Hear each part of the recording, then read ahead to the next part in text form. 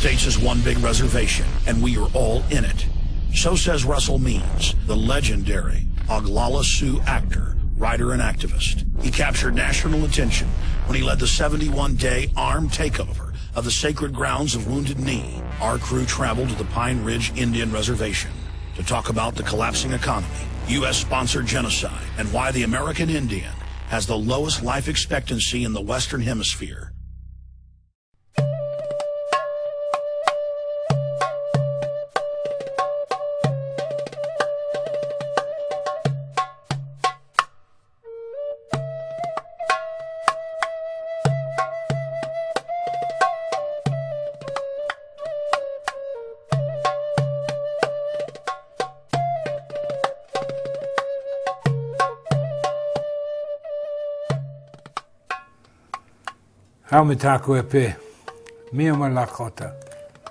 Hello, my relatives.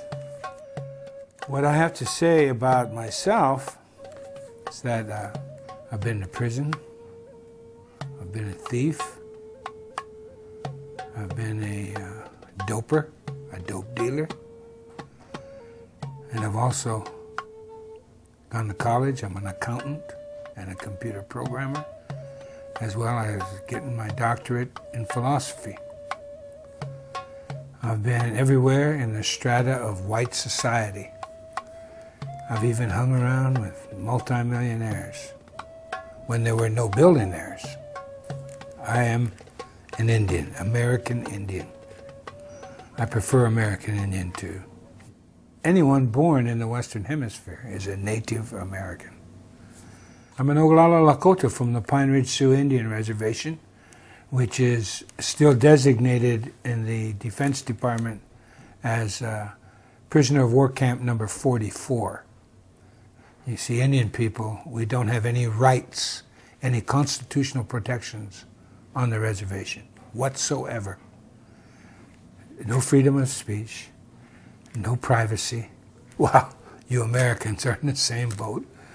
As far as being an American Indian and a Lakota, I also belong to the Republic of Lakota, because a significant portion of my people withdrew from the treaties we made with the federal government. The 1851 and the 1868 Sioux treaties and American treaties signed at Fort Laramie, which is now Wyoming. But that's in the Republic of Lakota. So when we withdrew from the treaties because of gross violations, according to the laws that the United States of America is signatory to, and we have a strategy for attaining our complete independence and a return for our land. I've written an autobiography, Russell Means, Where White Men Fear to Tread is the title. It's a very thick book, 550 pages, but I'm very proud. I've had 17 printings in 16 years. So people are interested in who we are. And it's actually a comprehensive history, based on my family, of our existence in the 20th century and the deprivations we went through and the trials and tribulations. And so if you really want to find out about us, read my book, and then you can go to research any place you want to. But you see, the sad thing in America is that we don't exist in the 20th century. You have to specialize in Indian education of some sort, anthropology, history, and then go and dig in the archives of wherever in order to find out anything about us in the 20th century. So there you have it. You know, the American people, for too long, have been an irresponsible, free people. And even generation to generation, as they've become less free, they don't recognize it. They have lost the ability of critical thought. In order to regain critical thought, all you have to do is read your Constitution and then look at the laws that govern you, especially from the federal perspective. It's unconscionable to allow your freedoms to be taken away decade after decade after decade, year after year.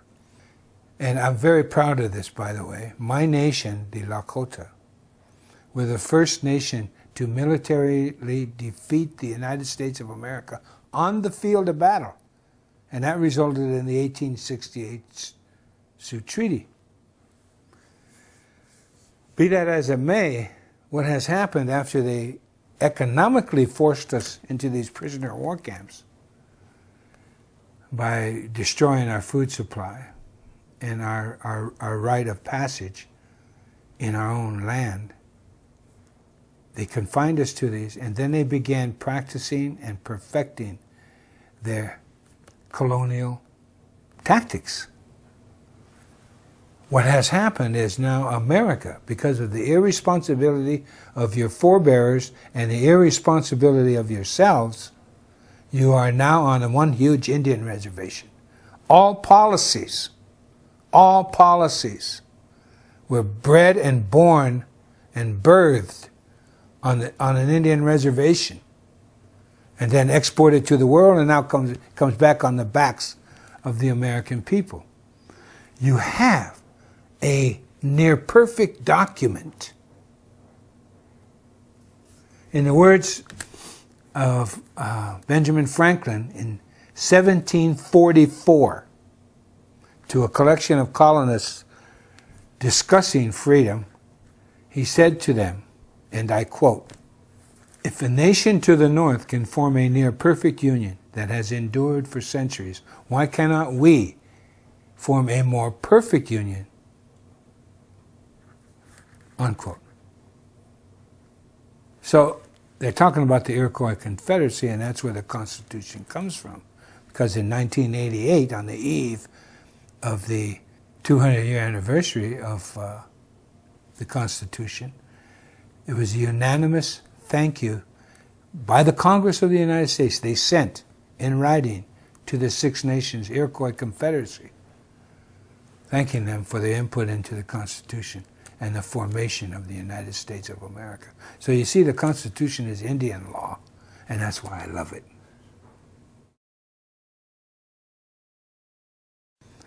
You know, beginning in the 1840s, they start stripping away your freedoms by developing the corporation. You know, a piece of paper. A piece of paper. And then in the 1870s, of course, during Lincoln, when they declared martial law, and even after they ceased civil war, martial law continued on for another 3 or 4 years, when it was no need to. And you go on and on, but in the 1870s, that's when Congress started giving the banks the right to rule. And of course, you go on to 1913, and the beginning of the 20th century, that's when they officially gave away the power of our economy to the banks. You know? They can print the money for us. According to our Constitution, you should never allow, the people should never allow their money to be printed by someone else. Hello? So the history of the Indian and the history of the American have now come full circle, and we're intertwined in the dictatorial policies of those that control the monetary system of America. And they have done such a bad job of it that they're destroying themselves. It's ludicrous at best. What has happened in Indian policy, or I should say American policy now, is that because you don't have control of your money, the international community has refused to invest any more into the financial instruments of America because they know they're worthless, that the United States is too far in debt and cannot cover it. So consequently, they've refused to buy the bonds and the treasury notes, etc. At any rate, the Federal Reserve has been, for over a year, way over a year, been printing money when no one's buying the financial instruments of the United States. So what the Federal Reserve has been doing is buying those federal bonds and treasury notes and then printing more money. It's absolute suicide. And it's been proven from empire to empire that when you allow your human right, your individual rights to be usurped, that's when empire grows and could care less. I was growing up when this country, they started emptying this country. Around the 50s, the unions had become so powerful, they were about to form their own political party. They had shown during World War II how powerful they were in the vote for the presidency and the Congress. But they sat down with the bankers and the government around 1950, give or take a year, and they made a deal. The leaders of the unions made a deal with the leaders of America and sold out the unions. So when the people began to organize and gather and really have some power, it was negated. And it's been negated ever since. Ever since. You know, you have no privacy. None. You have no protections anymore. Now, I could be a smart aleck and say, how does it feel? Because I know how it feels living on a reservation, a prisoner of war camp. Now, I can be an American, take my Social Security card, and leave the reservation and be like the rest of you. You know, they welcome that because in America, they had forced relocation for Indian people back in the 50s. It was fostered under Truman, the relocation plan. And the man appointed to run that, the first man, he was the one who headed up the Japanese internment relocation program during World War II. So he went and headed up the relocation office for the American Indians, and I went on relocation twice. That's kind of a con job, but I made it out twice. And that's what they want to do, a diaspora. And therefore, guess whose land they're after? In our meager holdings on trust land, over 40% of the natural resource wealth of America is still under and on our lands. 40%. It's curious to me that wherever they put us was full of energy from our grandmother the earth. That's a thought you should think about. So consequently, you know, if we had the right, or the rights that you had,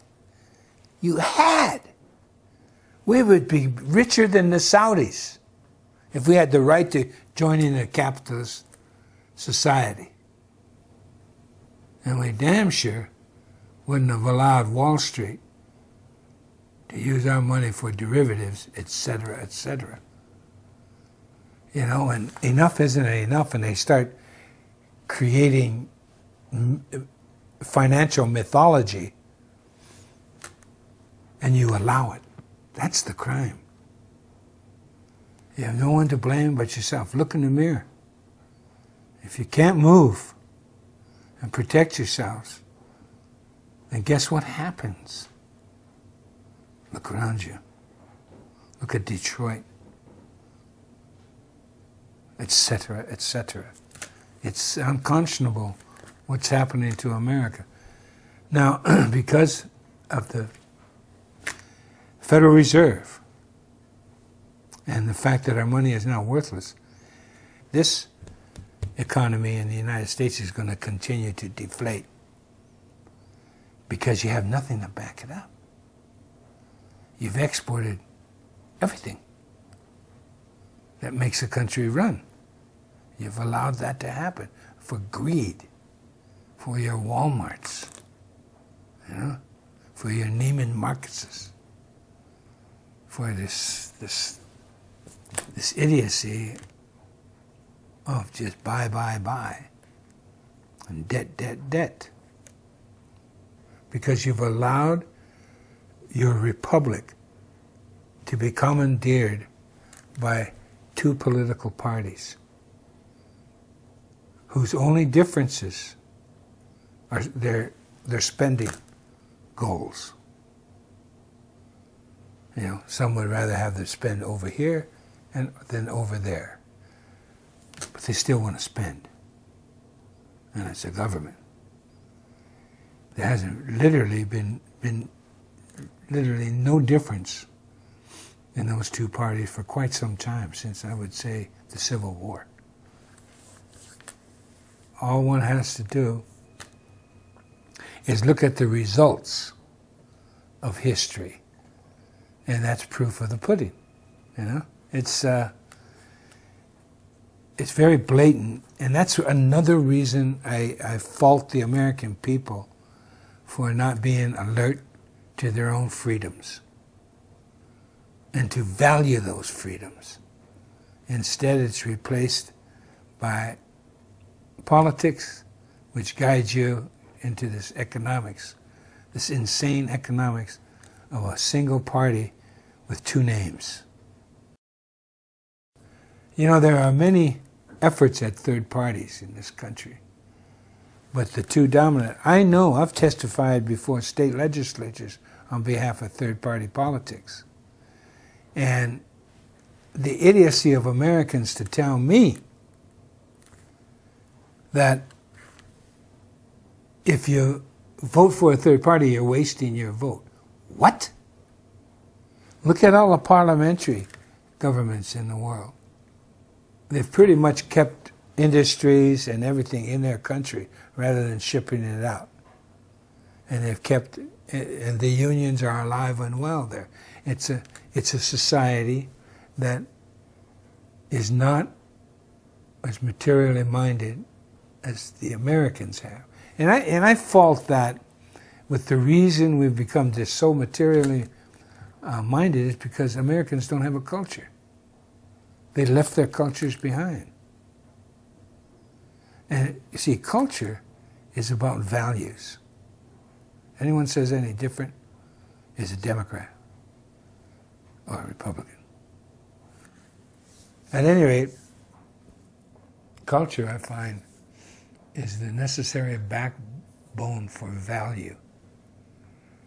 And if you have value, you have culture. I visited most of the countries in Europe, and they still had ironworks. They still had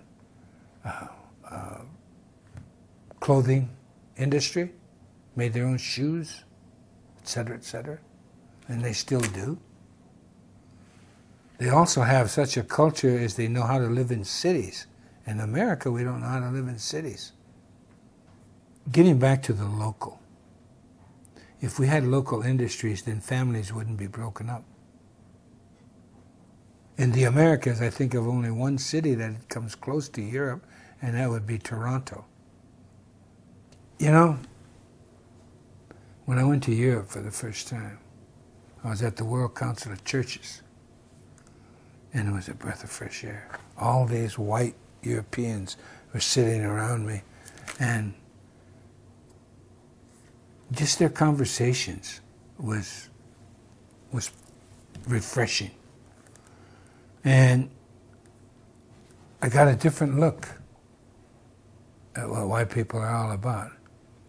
And it seemed to me immediately that these Europeans were a lot more responsible than Americans. It was immediate. Here's what it comes down to, mob rule.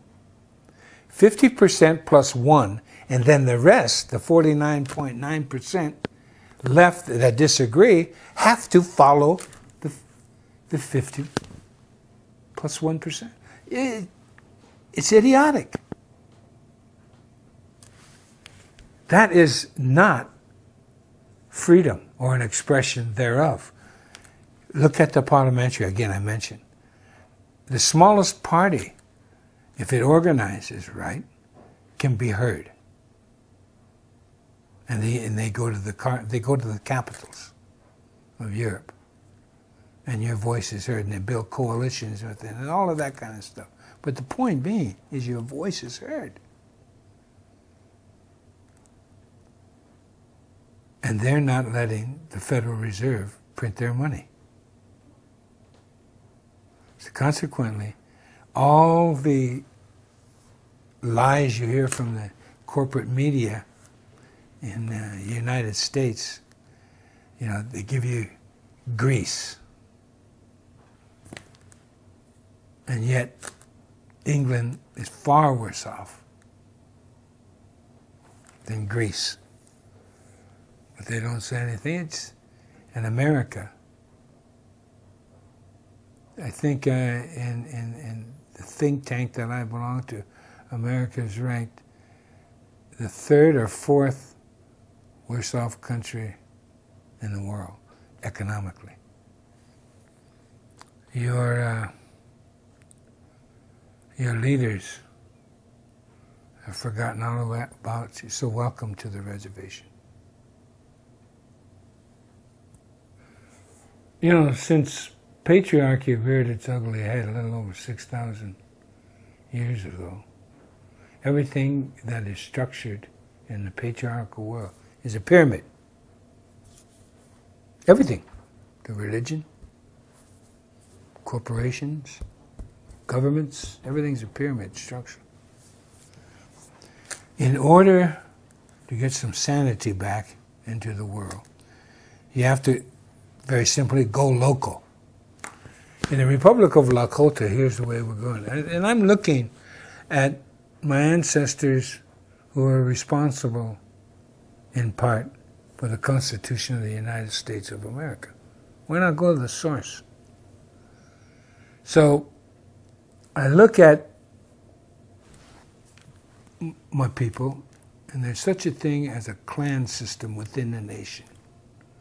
It's made on blood, related bloodlines. And then there's such thing as sister clans, or you might call in-laws.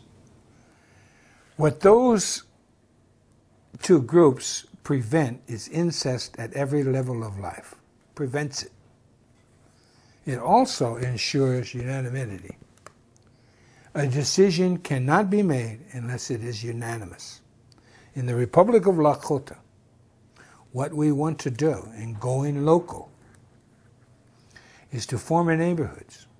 The neighborhoods can be 2 houses, 2 families. It can be 40 houses. It can be 400 houses. But if that community, when it makes a decision, it has to be unanimous. Remember, mob rule hasn't worked here in America. It's very evident. There are people in America today that go by that rule. The Quakers, they're alive and well and very prosperous.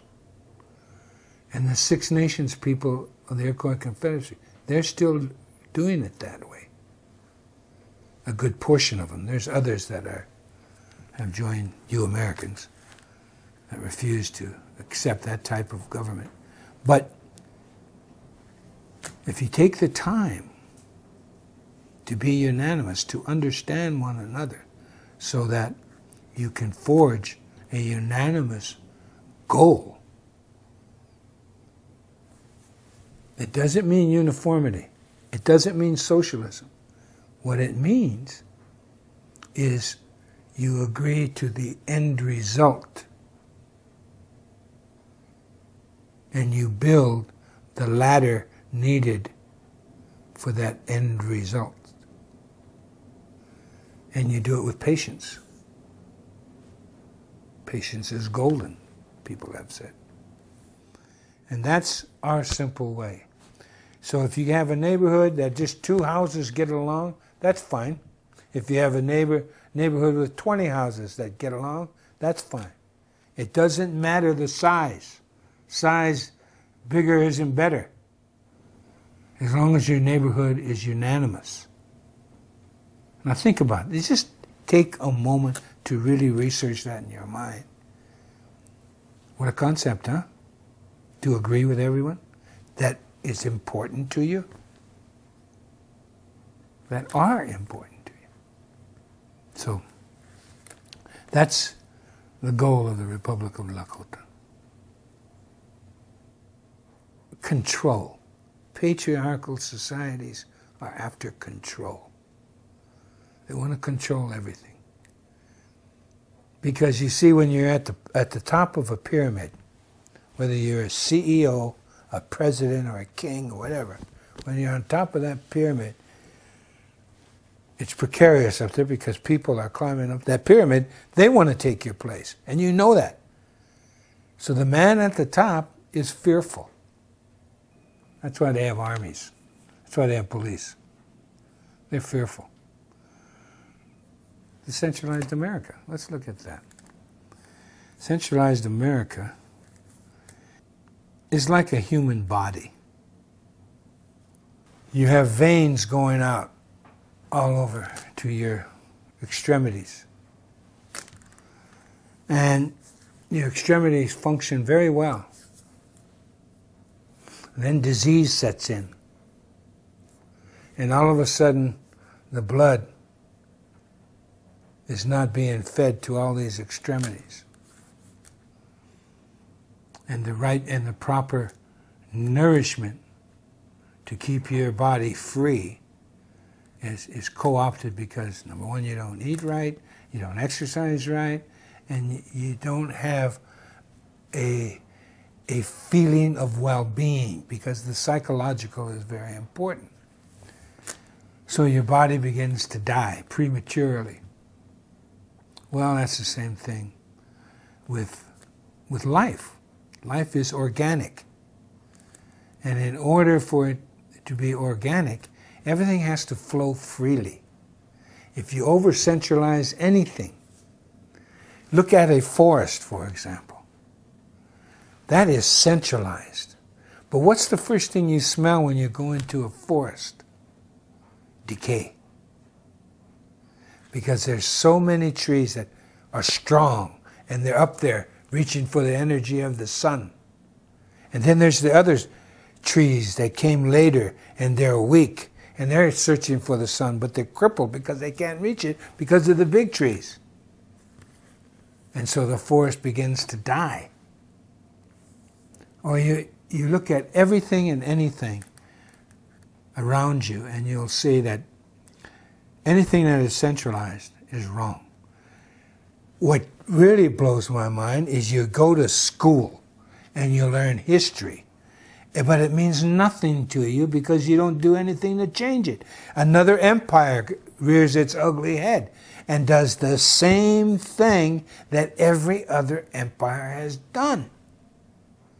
They overreach, become greedy, and they become too large for themselves, and they can't maintain, because what happens when you become an empire is you've got to maintain a military. That's the only industry left in America. That's proof positive. Look at the budget of the Defense Department. How do you allow that? We weren't like that when I was born. I was born in 1939. We weren't the world power. There was another empire called Britain. And allegedly, the rise of communism was another empire. Both of those empires are gone. Just like the Romans. Just like the Egyptians, the Ming Dynasty, Kublai Khan. On and on and on throughout history, the same mistakes over and over and over again. When I was growing up, it was a more libertarian society on its way to extinction, but still it was libertarian. Children were safe. We could go to the playground without adult supervision because we were safe as children. We didn't have to get permission from the school board and get a play date with adult supervision. Now children cannot grow up, except in very rural America, without adult supervision. So if you're going to go local, you have to start with your family. I have a friend who has a son. I have a son the same age. I was visiting in California, and they wanted to go to ride the Ferris wheel at Santa Monica Wharf, and it was just a little ways away, about a half a mile. And I said, "Go ahead, son." And my friend almost had a fit because his son was going to go alone with my son to go to a wharf. That's fear. A society of fear. Think about it. A society that's upside down, banning smoking in public places in a city, yet they allow the cars to drive back and forth. What kind of logic is that? It's insane to live in America now. And America is emptying out. I have friends, and I have friends of friends who are upper middle class, and they're moving to Central America. A lot of them have moved. Some have moved to New Zealand, some have moved to Australia. But most of that I know have gone down to Costa Rica and Panama. They see the handwriting on the wall for America. And it isn't good, because to wrest control of the monetary system from the Federal Reserve will take, I'm sorry to say, a revolution. And America has been through it before a couple times. So, you know, and 3 times actually, if you count the union movement, because they revolutionized the people. And whether you like unions or not, there was a time in America when the people, through unions, made their political mark on the ways of America. For instance, the union movement was responsible for the GI Bill, the greatest affirmative action program for white people in the history of America. It's information deprivation. That's what they're giving us, you know, with the federal school system, No Child Left Behind, and all of that, the dumbing down of America. You know, that's Indian policy. That was born on a reservation in the boarding schools, man. How you dumb down a people in your mode of education. See, I'll give you an example of America as I was growing up. Again, more values here. You know, with local control, you have more honesty.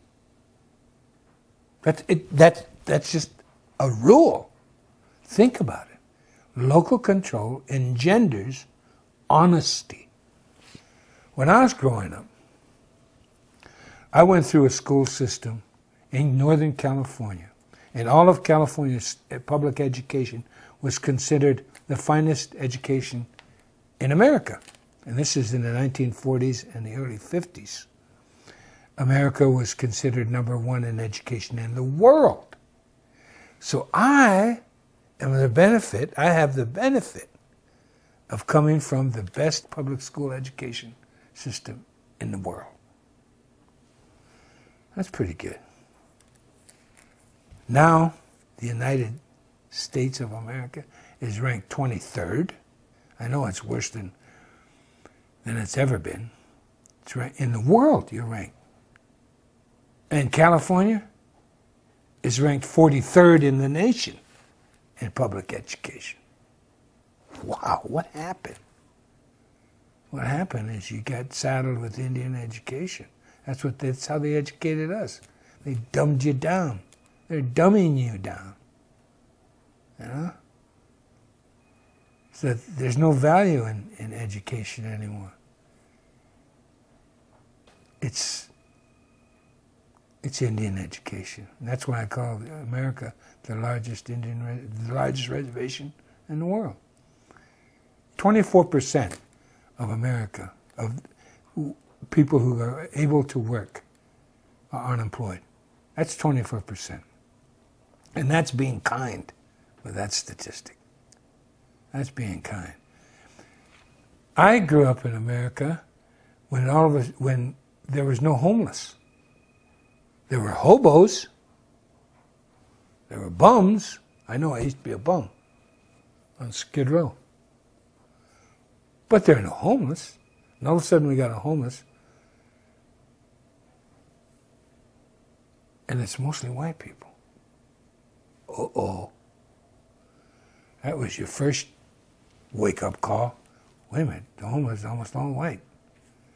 It was an issue. Homelessness was an issue. The value of America that I grew up there, they had values for a while because everything was local. The grocers, the small town grocers, they had to go to the truck, where the truck farms trucked in their groceries. You ate seasonal food. You bought fresh bread every day. Even the corporations would take back their bread, and you went to their special place downtown where it had day-old bread. Day-old bread. Now there's so many preservatives in the bread, it stays on the shelves of Walmart until it rots, or until it's bought. The point is, local control of economics is the only way the human being can live adequately. Because, as I said, it engenders honesty. It engenders communication, which brings about honesty. And that's the kind of America I grew up in. It wasn't completely fair, you know, but it was a hell of a lot more happier for me at any rate. I wouldn't change a thing in my life, especially my childhood. It was invaluable to who I am today. And it just saddens me to see America being despoiled by the ruling elite. Understand the patriarchal model of the pyramid, and you'll understand that as long as that pyramid exists, you're going to end up in the America you have now, and it's only going to get worse. That you, along with your parents, your grandparents, and their parents, sold our rights down the river, man. We have a duty, and you better get real. My duty is to my own people, my local area. And that's why I have the Republic of Lakota. Because I tried to force the United States of America to live up to its own laws, and I couldn't do it. And the American Indian movement couldn't do it. And all we wanted, we were constitutionalists. It's not a hopeful time unless you grab a hold of the Constitution. It's not too late. It is not too late.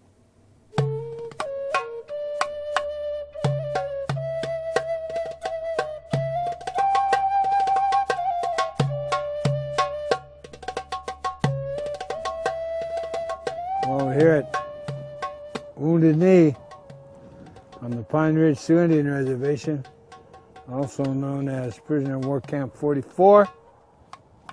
And here's the mass grave of the people who were massacred here at Wounded Knee in 1890. The massacre, of course, is well known among all American Indian people, especially of the United States of America, as the signature event of Indian history with the government of the United States. Chief Bigfoot and his people who came here unarmed, running for safety from the military, but they were stopped by the 7th Cavalry.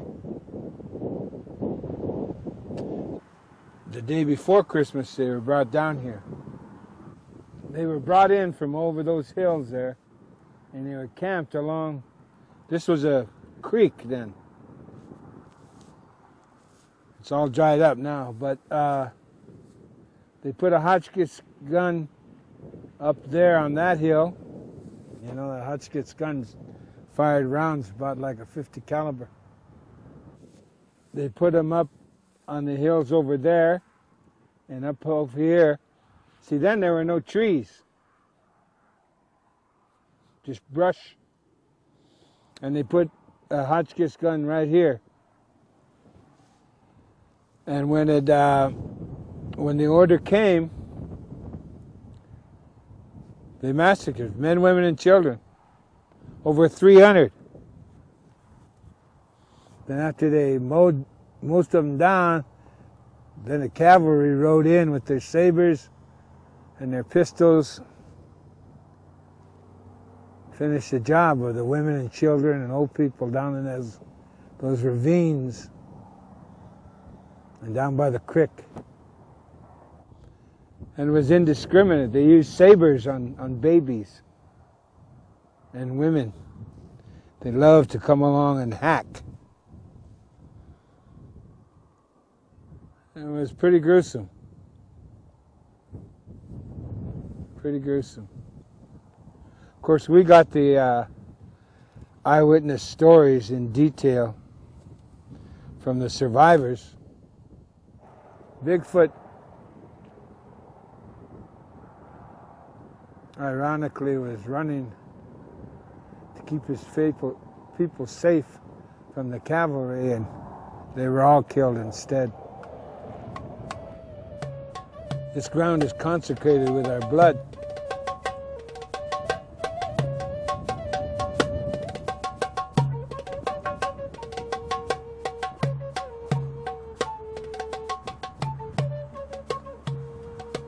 Back in the 1800s, our first contact with whites were French fur trappers and traders. And then a few Scotsmen came in and others and established trading posts in different areas of our country. That was okay. We got along with everybody. There's room. This is a vast land. There's room for everyone, we thought. And then, to short-circuit that, you know, we met government officials prior to our war. But then they found gold in Montana. So the shortcut was right across our land. Well, we didn't mind. People were passing through. Good, you know. There was only one instance of an Indian attack on a wagon train. And all they did was run off the oxen. And what happened was that wagon train was approached by these Indian people. I think they're Pawnees. And they asked for two oxen. And they were chased off with guns and insulted. And so the Pawnees said, all right, you wouldn't pay the toll. We're going to take all your oxen. And they did. That's the only instance, recorded instance, of any confrontation between Indians and wagon trains. But the mythology says otherwise. But then the Army, at the insistence of itself, started building forts along what was called the Bozeman Trail. That was the trail to the gold fields. Well, that was going too far. That was contrary to what the United States of America had already promised, and it was contrary to, it disturbed our land. And they didn't have ownership. So we went to war, and we won. The result was the 1868 Fort Laramie Treaty, and the United States agreed to all our demands, every one of them, and left. They got as far as Chicago, and then they changed some of the treaty. They kind of took about 1/3 of our land away. All of what was in now the state of Nebraska. They cut that because Nebraska was about to become a state. So they They cut that portion off in Chicago, went on to Washington, D.C. The treaty was ratified by the Senate and proclaimed by the president, the then president. So these unruly Sioux people, these Sioux Indians, we got to do something about them. So they embarked on the war of attrition on our food source. And here's a staggering statistic that is fact, anthropological and historical fact. At the coming of the white man to the Great Plains, there were estimated approximately 60 million buffalo, a southern herd and a northern herd, that grazed the Serengeti of the North America, which is the Plains states into Canada. That whole area was a vast migration of natural animals. 60 million buffalo. 60 years later, this was at the beginning of the 1800s. 60 years later, there were 200 and some odd left. That's 1 million a year killed. That kind of devastation is unknown anywhere else in the world. And that's one of the legacies of the United States of America. And that's what got the Plains Indians to acquiesce. Not just the buffalo, but all that migration that represented a food source, a shelter factory for hides and clothing, and medicine. I mean, real medicine. All of that slaughtered. Because along with the 60 million buffalo and millions of antelope, millions of deer, millions of all types of birds in our gardens, unbeknownst to almost everybody except the experts, the anthros and the archies and the hissies, you know, the Plains Indians planted food. We had farms. We had gardens. It was that simple. It was real easy to grow things. So then we had to come into the reservations. We were starved into it. Literally starved into it. But when we came in with pride and dignity. Even though we had been logistically defeated rather than militarily defeated. We became dependent because our food source was gone on handouts from the federal government. Starvation rations. And because of the demoralization of that fact, and the fact that our women were regularly raped, we still stood up.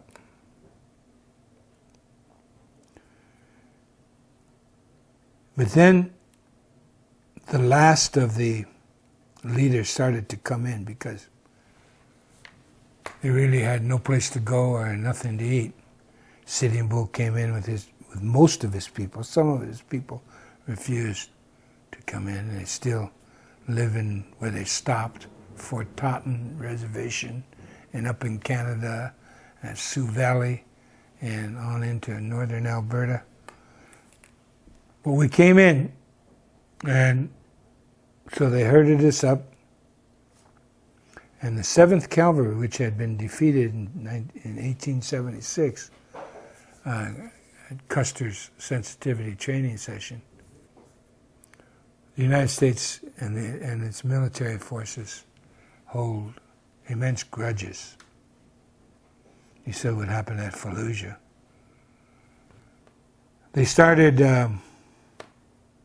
assassinating the leadership, first Sitting Bull, then Crazy Horse, the last to come in to the reservations and give up their arms. Well, there was a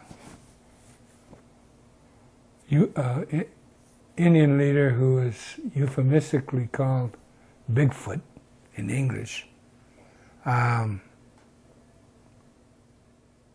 He had his people.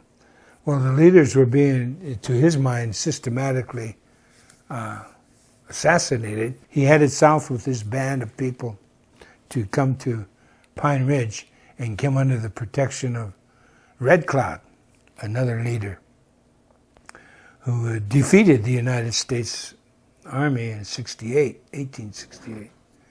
And he got the Fort Laramie Treaty. He was stopped. They had no weapons, because on the reservation, they took away your weapons. It's just like going to prison. They take away your weapons. So we didn't have bows and arrows, I don't think. We had knives. But anyway, they were stopped right up here on top of the hill from my ranch.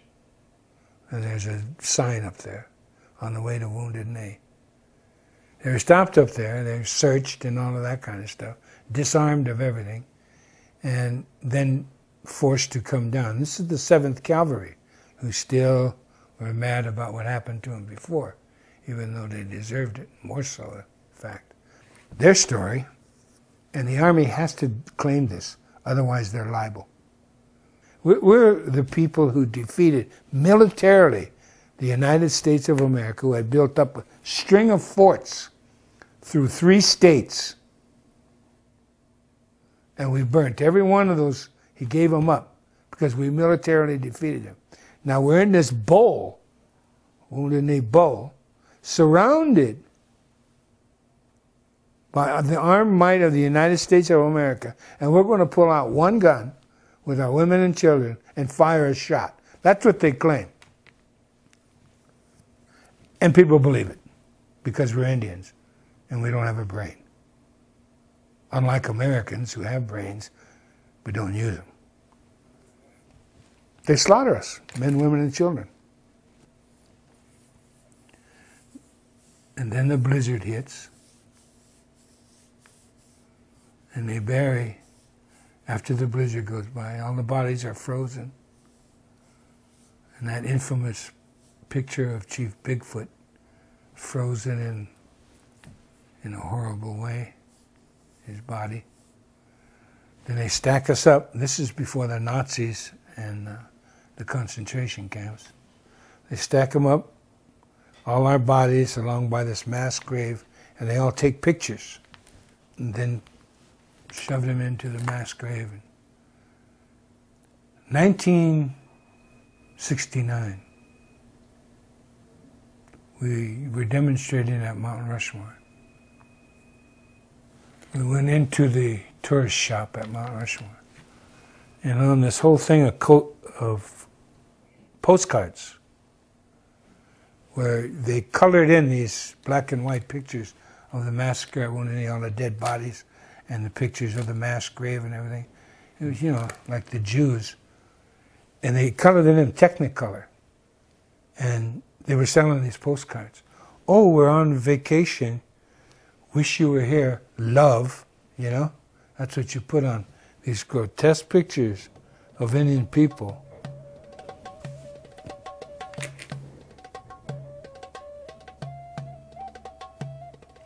We tore up that shop and we took over Mount Rushmore.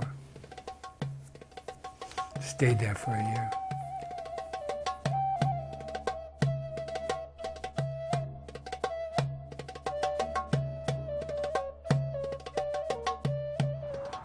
Well, unbeknownst to the rest of the world, the death squads were originated and birthed right here on the Pine Ridge Sioux Indian reservations.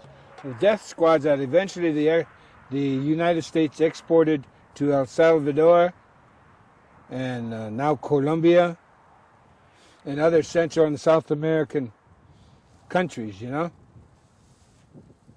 Those death squads that they used. Well, the first one was here. And what they did was arm and supply and train a goon squad.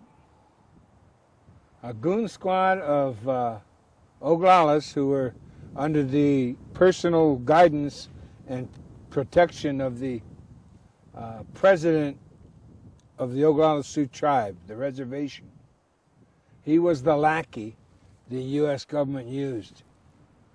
And after we took over the Bureau of Indian Affairs in Washington, D.C., and then left there without anyone getting arrested, we took it over for 7 days during election week in November of '72.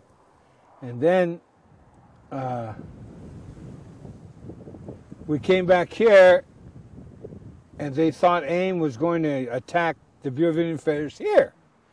So they brought in a squad of 80 marshals in their paramilitary squad, and they put them up on the roof of the Bureau of Indian Affairs building and guarded it, while we decided, under our traditional chief's direction, to come here instead of attacking that. And we did. We came here that night of the 27th of February 1973. There was a trading post right over there with a house beside it. And there were other houses over here where they all lived. These are the traders, the white people. And we took that over, and then we took over the church that was in front of the graveyard. And we held this ground, all the bowl. You see, it's like a bowl here. And the feds put all their guns up on these hills above us, all around. And for almost every day, for 72 days, they poured in fire. And they even used .50 calibers on us, which is illegal according to the Geneva Convention.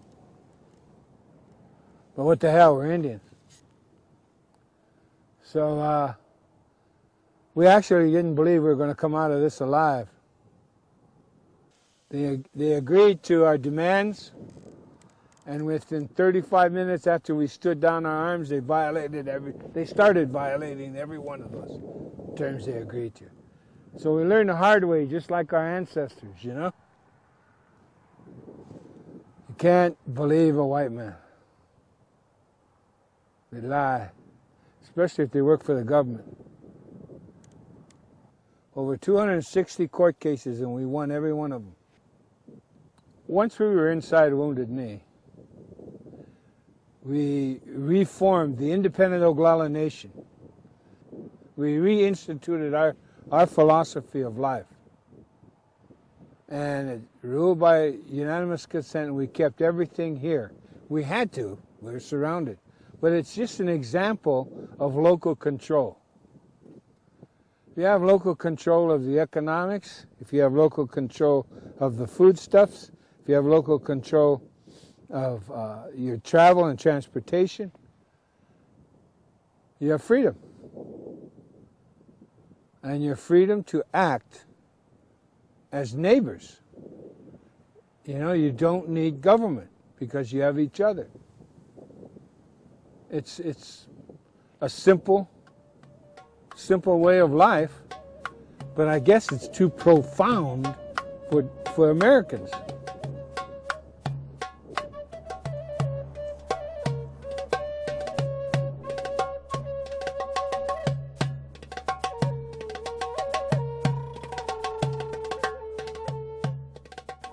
So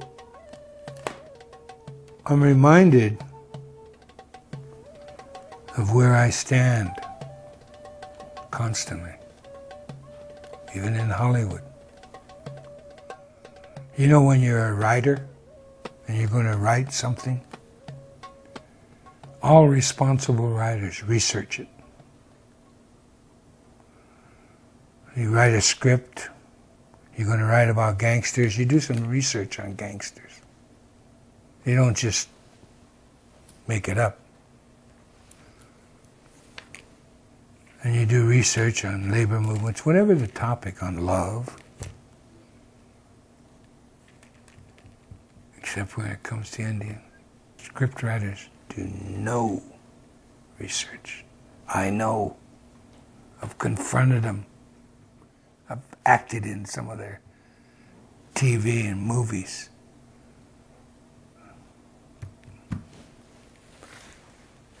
So I know where my people stand in America, you know? But this is my land. I love it. and it's governed by Indian law. Ironically, isn't that beautiful? That's beautiful in my eyes. So I love this land, and I'm sad to see it's my duty as a Lakota to welcome human beings. So that's why I fight for this country. That's why I fight for the Constitution. That's because I see too many wounded knees. The Branch Davidians, it's a white man's wounded knee. You know? When Clinton, a Democrat, attacked his own people and slaughtered them. Wow. Never stops, does it? And then they're demonized. And you know what they went to prison for? Those that survived that Holocaust? Illegal possession of firearms.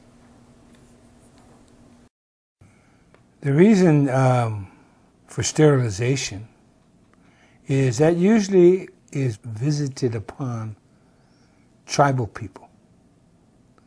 People who still lean towards matriarchy.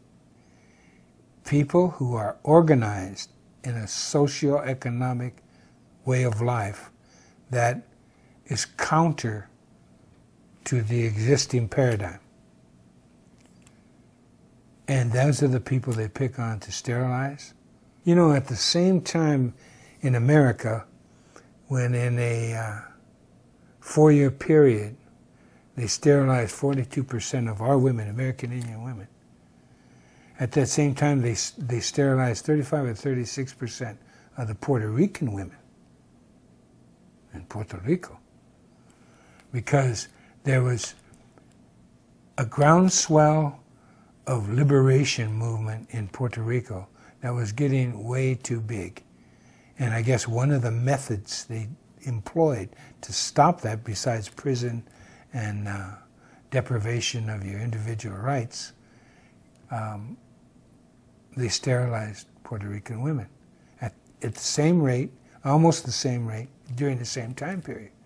And you know, that was never really brought forth, except by us Indians. We're the ones who found it out. But that's my answer to the fact that the dominant society is fearful, and always has been, of matriarchal indigenous groups. And those are the ones they always want to control the population. And you go around the world, the Ainu north of Japan, the original indigenous people of Japan, driven to the northern islands. The Sami people of Scandinavia, commonly referred to as Laplanders. And you just go on, the indigenous people of Africa, the massive sterilization down there, the massive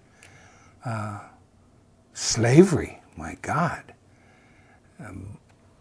It all started with the Arabs, you know, when they started enslaving Africans way back when. So it's continuous attack on indigenous people the world over.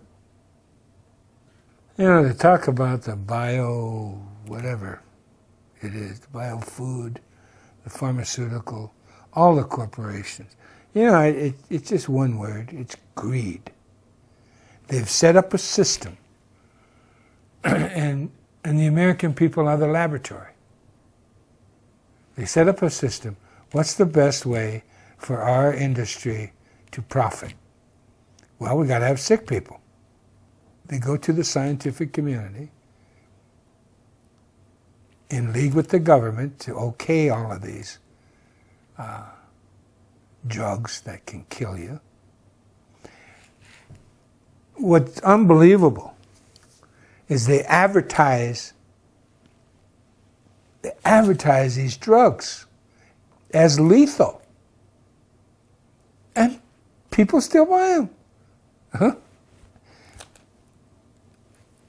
That, along with the Social Security, I mean, what are our Americans?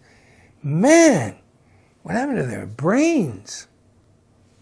Well, I know it's the educational process is a lot large, but I think these foods, I'm convinced that an entire people that do not want to say anything about defending their rights, that don't do anything to stop the continual deprivation of their individual freedoms, it has to be also in the food and in the medicines, along with everything else, because nobody's that stupid.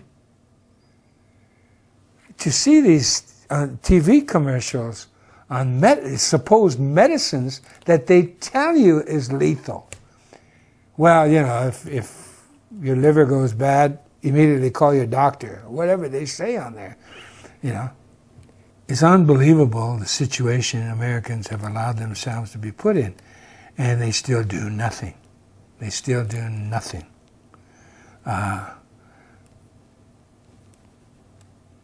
Every issue you can think of. But this food thing and this drug thing, everyone knows that a McDonald's hamburger is a killer. And everybody knows all of this food is bad for you. And they even print it on the side, aspartame. All of that is on the label. And if you don't know what's good for you, what kind of person are you? Because you have children, you know, and you were a child once. But to read those labels, or not read them, but they tell you on there that there's poison in the foods, and that still nothing changes. This reservation is a perfect example. You can't talk to people on this reservation not to eat meat. They think, they've been convinced that we were a meat-eating people, which we're not. Indigenous people don't have refrigeration.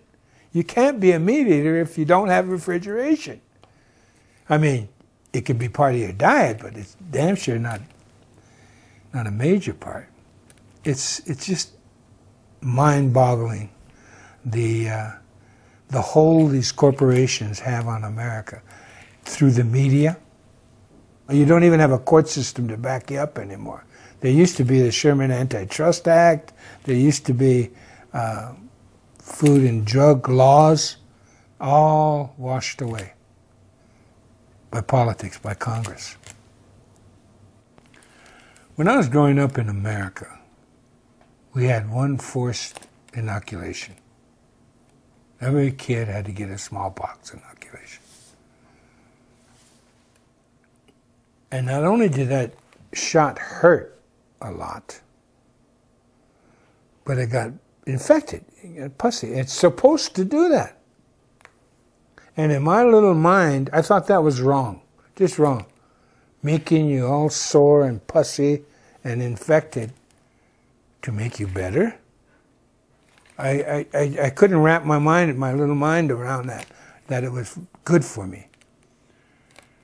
So having had that experience, and then finding out when I started having children, and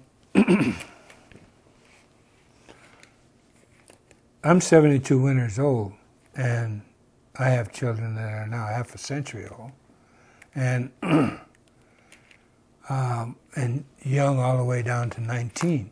So I've had a series of growth through the school systems where more inoculations with each decade of my kids, and it's gotten horrible. When my last two, they were born in 85 and the next one in 91. When they were born and became school age, I didn't want them getting inoculated. And I found out they couldn't go to school unless they were inoculated. I didn't have the wherewithal at that time to homeschool, and my wife, and the mother of my children, she wouldn't homeschool them. She was in complete disagreement, along with her parents. So I acquiesced to allowing him to be. And then when my last child was born in '91, I was vehemently against him being inoculated and wanted to homeschool him again. And then I was at the position where I could. And again, I lost out to the in-laws. So I'm well aware of those inoculations, and what scares me about those inoculations is the fact that I think that goes in large part to the dumbing down of America. I think it does something to your brain that shuts an important valve off, one of self-worth or something. Because if you look at America, it's becoming one huge sick society. And I mean physically sick and mentally sick. And the proof in the pudding, I think, are the elections.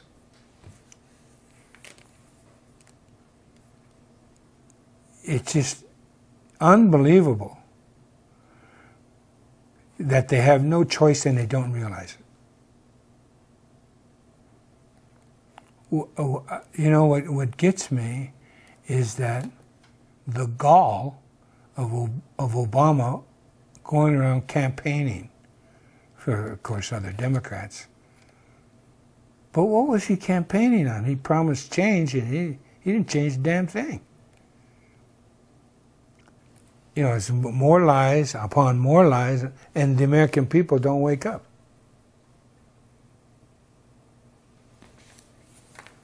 It's unbelievable that after 2006, anti-war demonstrations disappeared. Well, you know, because of what the United States did with Indian people, America then became the role model subsequently for Hitler's treatment of gypsies and Jews and Poles and gays and homosexuals. And then South Africa adopted the reservation system and apartheid because of the example of the United States. This is all written history because Hitler wrote about it when he was still in Austria. So that United States of America knows how to treat the lesser human being. I forget how he put it, but the human beings that do not deserve equitable treatment. So, unfortunately for the other peoples that suffer, America was the role model for concentration camps. I know the Japanese did it, and you know the Japanese were not treating American soldiers or any prisoners badly until the United States, this is a little known fact, the United States started sending the Japanese to concentration camps in western United States. So that too is factor. It's not an unknown tactic about the scorched earth policy. I mean, that was done throughout empires. In fact, that's how you rewarded the soldiers, to keep them fighting. They got all the loot and the women that they could, you know. So Sherman's tactic in the South wasn't new, very effective. It's called terror. And so he came out west to try to employ that same thing, but he failed. And it was one of his lieutenants that called the Lakota, my people, the finest light cavalry in the world. We were too mobile, the Plains Indian, for Sherman to be successful. The whole railroad system was dependent on a safe throughway through the plains. And the Plains Indians were, for lack of a better term, nomadic because of the Serengeti, or the plains of America, of North America.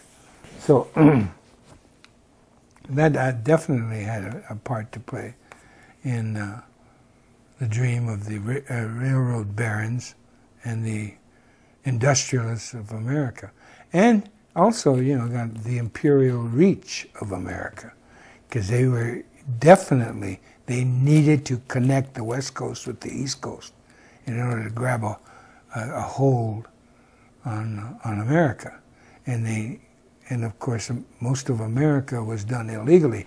You see, the Louisiana Purchase wasn't a purchase, except for the fact that what they purchased from the French was the right to negotiate with the Indians, free of any interference from France. Doctrine of discovery had already claimed that. So according to the Catholic Church and all international law, they own the Louisiana Purchase. But all they sold to the United States of America was New Orleans, and then some of Louisiana, most of that Delta. But then the rest of the Louisiana Purchase was their right to negotiate in fair and equitable treatment with the Indians of that purchase. So them claiming the Louisiana Purchase as a land grab, it was a land grab, you know, illegal land grab. They never bought Alaska from Russia. They bought the 5 ports, trading ports. That's what the United States bought. That's why it was necessary for them, as the Alaskans got educated and said, hey, you don't own this land. So they passed the Alaskan Native Land Claim Settlement. Because it's the natives up there, the Indians, the Inupiats, and the Aleuts. So they owned Alaska. So in the 1970s, I think 72 or whenever they passed the Alaska Native Alaska, that was to finally own, the United States finally own legal title. And that's contested to Alaska.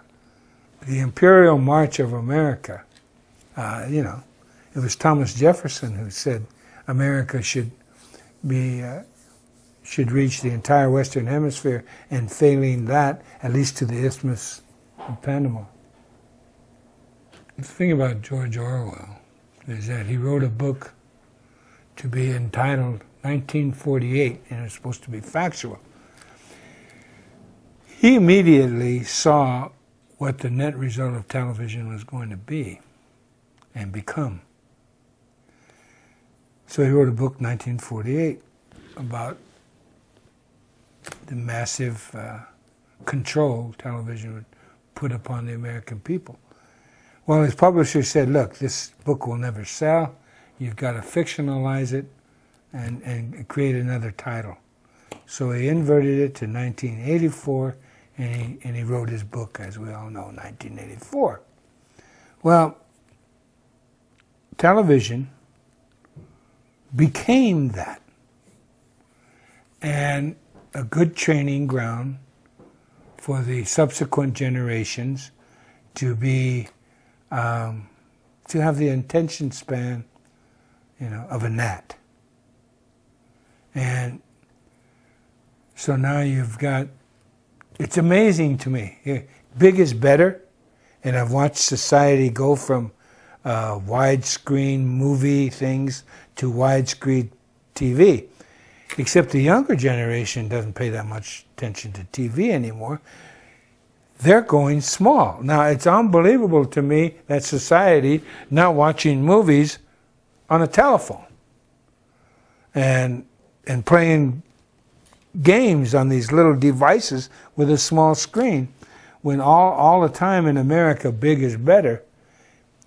Wow, what a transformation. But nevertheless, it's even more so now.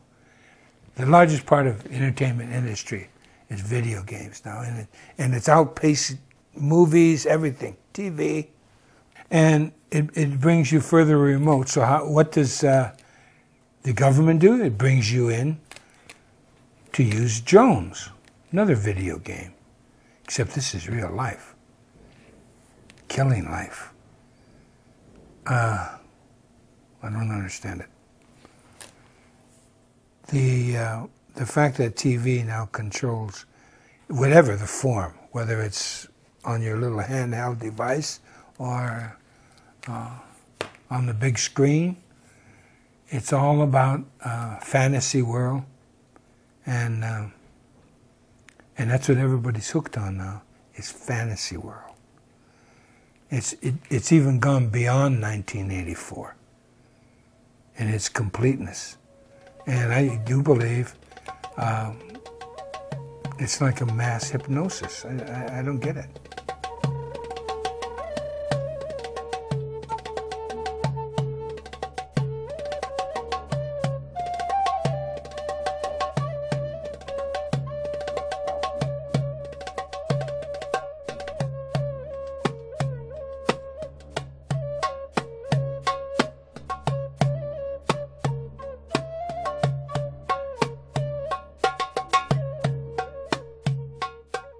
You know, what the patriarch doesn't understand is natural law. Natural law is what you go by. In order to conduct your life as a human being, you have to learn what's around you. That's natural law. Learn about the trees. Why do the leaves fall? Not scientifically, but naturally. What happens when they fall? Well, of course, you go down there where the leaves fall and you'll smell decay. They're decaying, but at the same time they're fertilizing. And if you watch the land, you'll see all this plant life. But the poison plants have no friends. Look at all the friends here. They all coexist with one another. With the bees, with the birds, with the worms, with the snakes, the gophers, prairie dogs, everything. The elk, the antelope, the grasses, the bushes, all coexist to help one another. You get to a poisonous plant, and it has no friends. It's bare all around the poisonous plant. So that's natural law.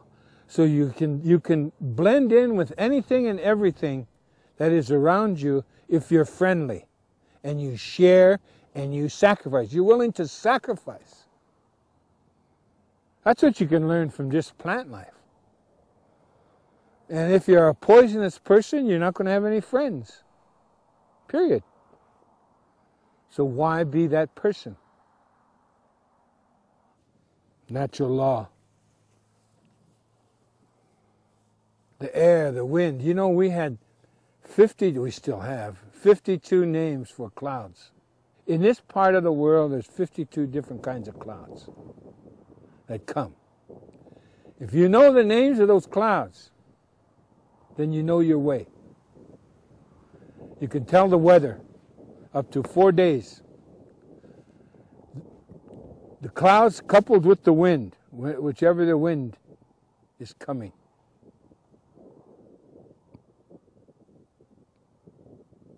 That's natural law. What also is natural law is that everything that is round is sacred. Everything that is sacred is round. The raindrops, the leaves, you and I, all life is round. Even the wind is round. Wind travels in a circle. So do the clouds. The sun and the moon and the stars are all round. So that's a lesson right there. Natural law. You watch an animal and you realize, there are no predators. There's only natural law. And we, human beings, we don't want to be eaten. It's that simple. That's natural law. We don't want to be eaten. So every bit of what life can teach us we incorporate for our own survival. For instance, watching the coyotes. Coyotes hunt in pairs, man and wife. When they select out a buffalo, for instance, they don't chase the buffalo. Oh, they chase it minimally, but they chase it in a circle. They make it go in a circle. And then when it gets too tired, they kill it, eat it. Well, that's how we hunted buffalo. We didn't ride our BMWs across hill and dale. Look at these plains, man. You're going to ride a horse you trained 7, 8 years. You're going to ride them over hill and dale. You don't know where a hole is or a big rock or cactus or anything. And then you chase that beast over the hill and you're camped out here and you kill it over the hill. Who's going to go get it? That's a ton of meat, man. No, you follow the coyote. And we run the buffalo in a circle, kill it, and we're all right there. And we can enjoy the meat and the hide and the fur and the tongue and the hooves and the head and the skull and the tail. Every bit means something to us, has value to us. Natural law is the 4 seasons. How do you live in the 4 seasons? Well, we built what is called a teepee, a home. It's one of the finest architectural designs of buildings in the world. In fact, it's the best because it doesn't need a foundation. The teepee poles, weight is on each other. Then you put the hide around there and you add to the weight, but the weight is on the poles, not dependent on the ground.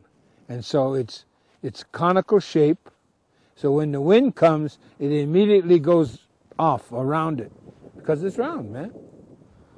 So you're safe from high winds. And it also spiritually means something, the home. It's a teacher every day, because the teepee represents a woman.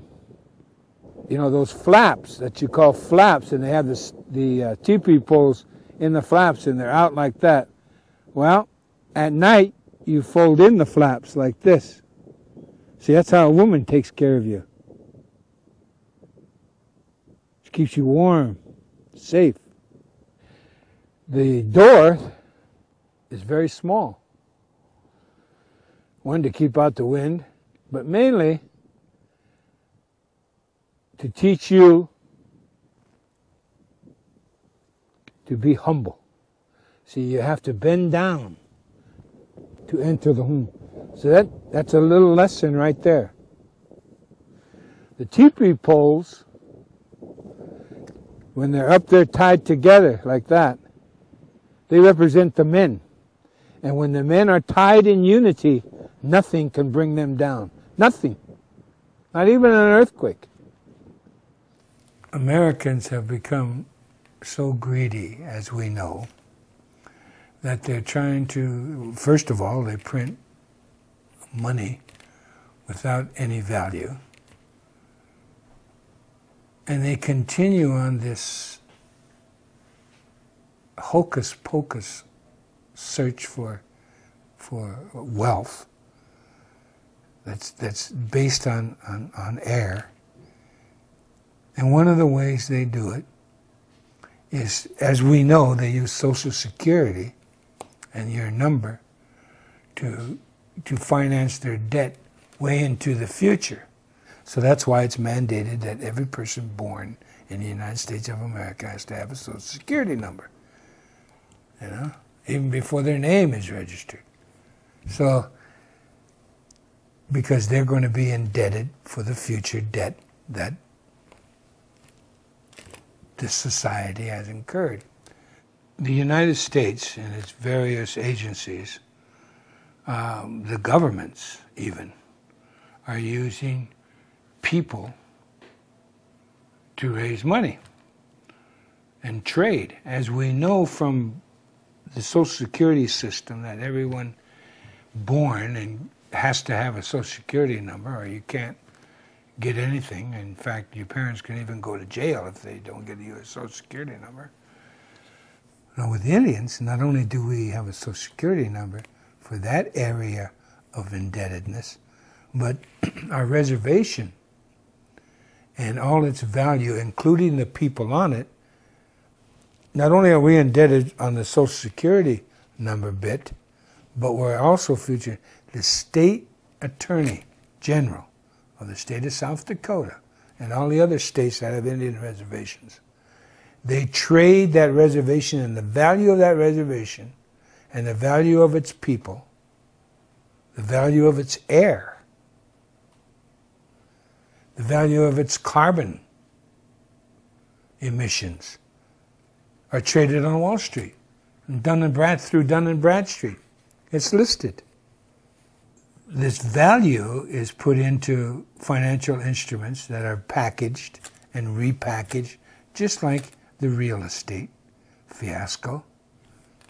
So we haven't even hit on all the swindles that Wall Street is visiting upon the people of America. You're nothing but a bunch of coupons for the United States government and the people who run it. That's it. American people, you're a commodity and you don't deserve anything else. And they're going to make sure you continue to be a commodity as long as the empire exists. As long as you allow the Constitution to be raped.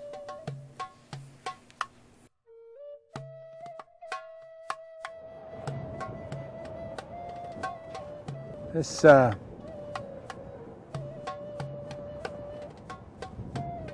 land now filled with Indians that are absolutely dependent on the government for everything. For everything. At any rate, you depend on the government, and what you'll end up with is poverty and a lot of paper. Because everything you do, the government requires a lot of paper. You have to fill out a lot of forms. Then they have to fill out a lot of forms. And then they go up to the next level of government, they got to fill out a lot of forms. And by the time it gets to where it's supposed to go, nothing happens. We have government health here. Our life expectancy, if you don't count AIDS, is the lowest in the world. Here. We are worse off than people in Haiti. Not only physically, but of the heart, our spirit, our reason to live. No, you don't want the government taking care of you. I do not speak untruths. Our land held in trust by the federal government, so we can't get loans, so we can't get businesses. That's some more paperwork you have to apply for. Our casino, the money goes first to the Bureau of Indian Affairs, then we have to write proposals to utilize the money. It's a never-ending cycle of poverty, dependency on the government. And in order for you to get ahead, you have to be like a congressman. You have to take bribes. You have to steal money. Taxpayers' money. So America is no different than this Indian reservation. You're dependent on the government now, and you're getting what you deserve. But every time you try to get away from the government, they'll kill you. Or put you in prison.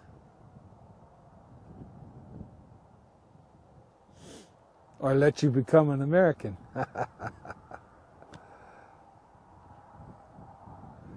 if you catch my drift. Because you're the new Indian. You're the new American Indian. Congratulations. Welcome to the club. This land is beautiful. It belongs to us. And we should learn to take care of it by fighting for her. She's worth it. And so are we.